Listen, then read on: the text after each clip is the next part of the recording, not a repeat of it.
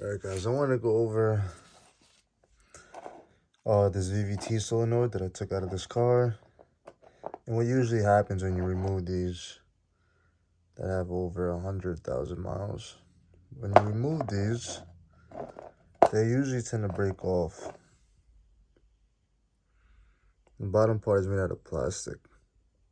And it's connected to this. So I took this part off, wasn't coming out, so it broke off. And then this plastic part stayed there, was left. So I had to buy this from Home Depot.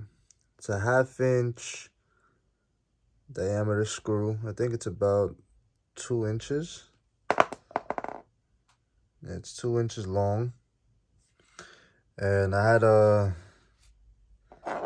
screw this into this piece that was inside of the head that was stuck inside the motor, then the engine. So basically this was just there and stuck inside without the screw. Just imagine it without the screw. It was just like that, stuck inside the motor. So I bought this screw with a socket head and I drilled that inside of this plastic piece. Alright, so once I drilled this as far in as I could, I then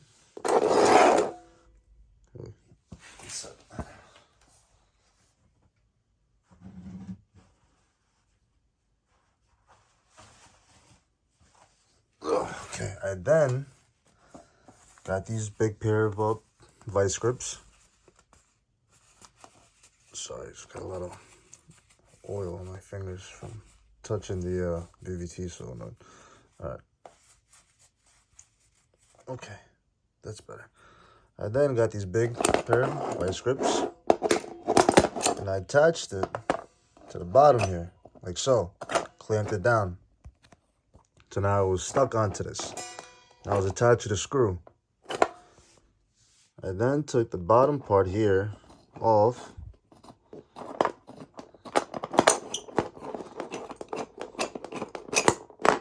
Took that off. And then that's when I bought this slide hammer. It's called the Maddox. That's the back. This is the front. It's called the Maddox 9-way 5-pound slide hammer puller set. I bought it from Harbor Freight. It was $100 total.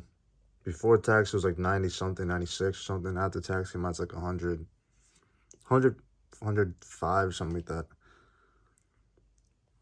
All right. So I bought this.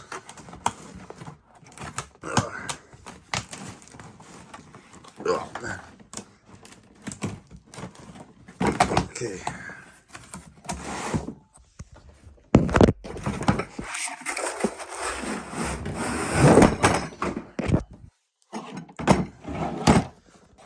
Bought this tool set, and then these are all the parts that come with it. And then wanted to attach a slide hammer to it. Oh. As you can see, it doesn't fit. So in this toolbox comes an adapter. So I bought this adapter, put this onto the vice grips,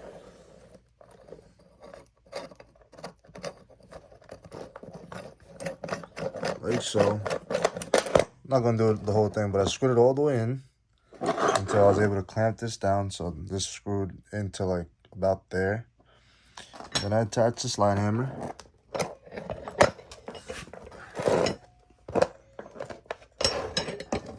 To the adapter. Boom. So now it's attached. Obviously I attached it a lot more in. And then remember this was attached to the vice grips. Oh, not that one. This was clamped down to the vice grips. So it looked like this.